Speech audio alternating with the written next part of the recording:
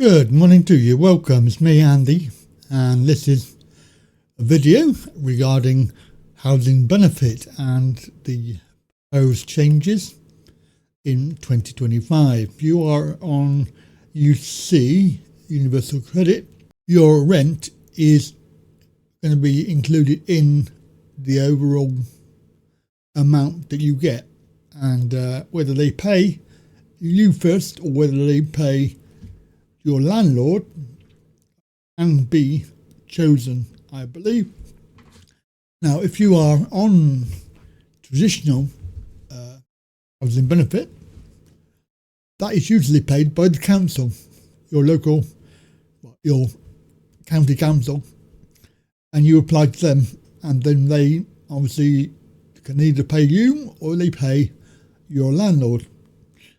I have a housing association, so my rent will go to them, and usually what happens, you can ask for that to be done, so you haven't got to worry about it.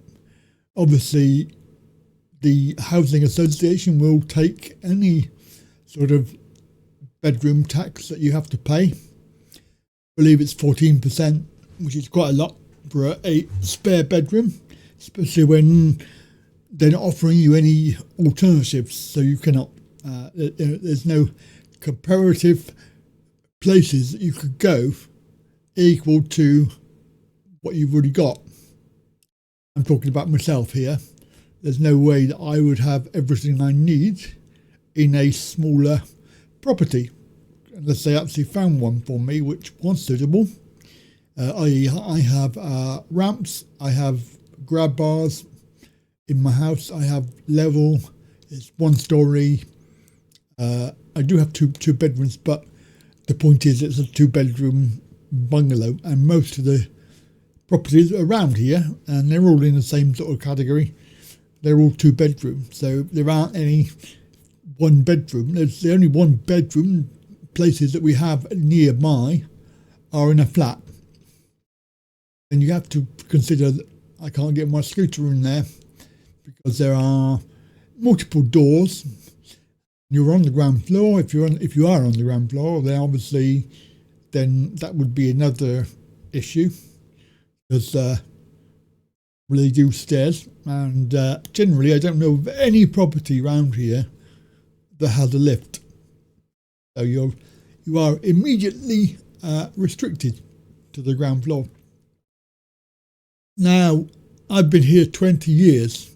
It is considered to be over 50s and elderly and disabled. So there is a lot of infrastructure, i.e. the inbuilt alarm system that they have here. So if you have an emergency, you can press a button and hopefully somebody will be able to help you out. Or they can contact somebody in your family. Oh yeah, we'll talk about that as well, because that's important, because under UC, they're not going to pay for that. So you cannot claim for any sort of special alarm that's included in your rent. And what my landlord has done is that they've done a temporary, they're going to pay the difference for those people that have it, and obviously are claiming housing benefit, and also on UC, because UC do not pay any sort of alarms. There's no allowance for that.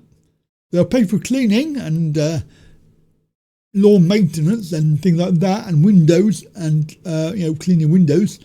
But the more important thing about safety, they won't pay. So there is a change anyway coming as people are transitioned over. Now, I don't know how people will do it, but people I know, they can get the whole amount paid. Now, I don't know how they do it, because there is a bedroom tax they take off you, and they expect you to pay that out of your other income. So if you're on benefits alone, you're going to be paying whatever it is. I mean, how much it is to pay for. I presume on the sort of rent here is around about 100 quid a month that you have to find. So £25 a week is a guesstimate, and that comes out of your other money. So if you get multiple sort of income streams, then you're expected to pay that yourself direct to the landlord. But this is quite significant because obviously with everything that Labour do, the idea is that they want to punish you by making it more difficult. They claim that it is to modernise and better align payments. Right, let's have a look at the story. So here we are. This is the actual story itself. So these reforms aim to modernise the support framework. They're going to ensure assistance reaches those most in need. These changes could mean substantial shifts in eligibility, payment amounts, and application processes. This is a quick overview of who, what, where, and when. So we have to understand the overhaul. It's been a long time crucial financial lifeline for low-income individuals and families. The overhaul represents the most comprehensive revision in recent years.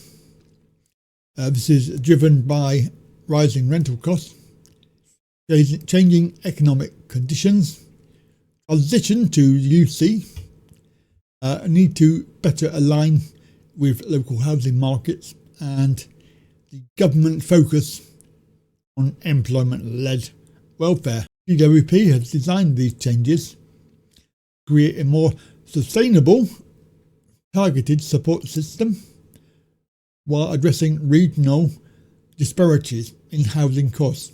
These are basically the thresholds that you can expect to receive for various household types. So for example, a single person is going down £42, minus £70. Family with one child, the same. Family with two children is down £85. The reduced income thresholds means that individuals and families with moderate earnings may no longer qualify for housing benefit. The government has indicated that these changes are designed to focus support on those with the lowest incomes. Interesting. The capital and savings limits. So at the moment, it's working age is basically upper capital limit 16,000. That's not changed. The lower limit 6,000. So if you get anything between that, it's £1 reduction for every 250. For pension age, it's 10,000. I didn't know that. That's something I've learnt.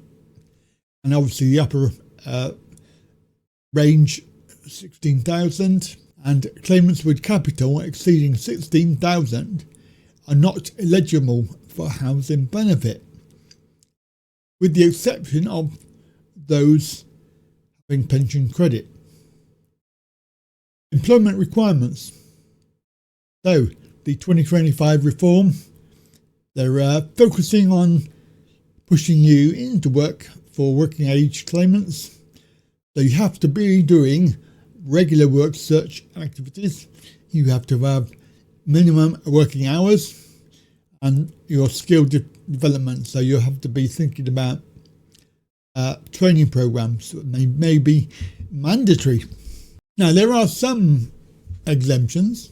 So pensioners, registered full-time carers, people with medical certificates confirming LWC, so limited work capability. So if you run LCWRA or LCW, then you will be exempt to a certain degree. And parents with children under 3 years old. Now for private renters, it's more difficult. The LHA determines the maximum amount of housing benefit they can receive. So after being frozen for so many years, LHA rates will be recalibrated in May. So you can see that if you're in certain areas, you will get a basically just a 1-bedroom property, and you see there the increases from percent change for a monthly rate rent. So if your rent is more than that, then you have to pay it yourself.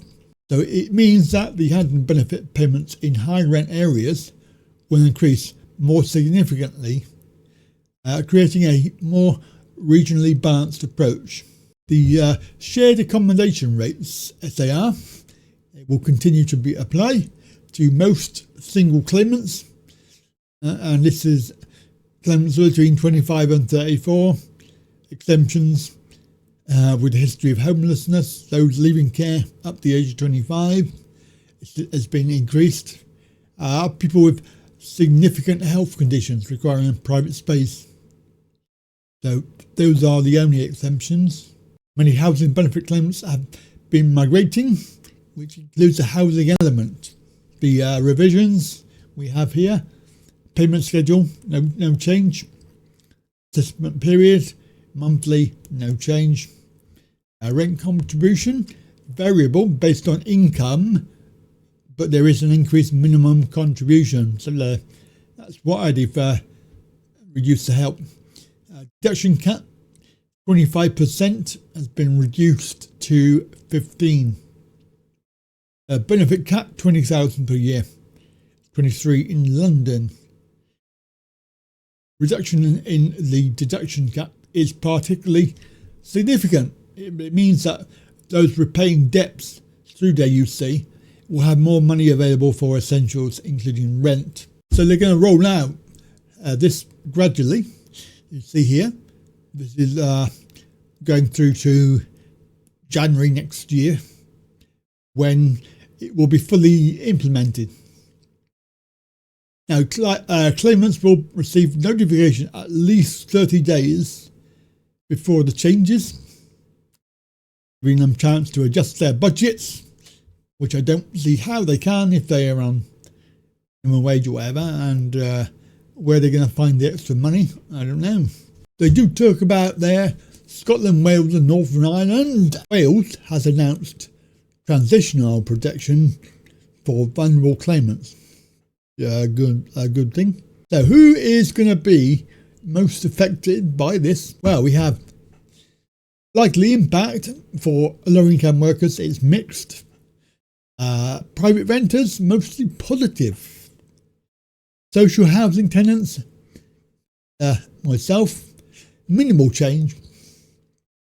Under 35s, challenging. Make it harder. Pensioners, largely protected. Hooray! Families, it's going to mixed.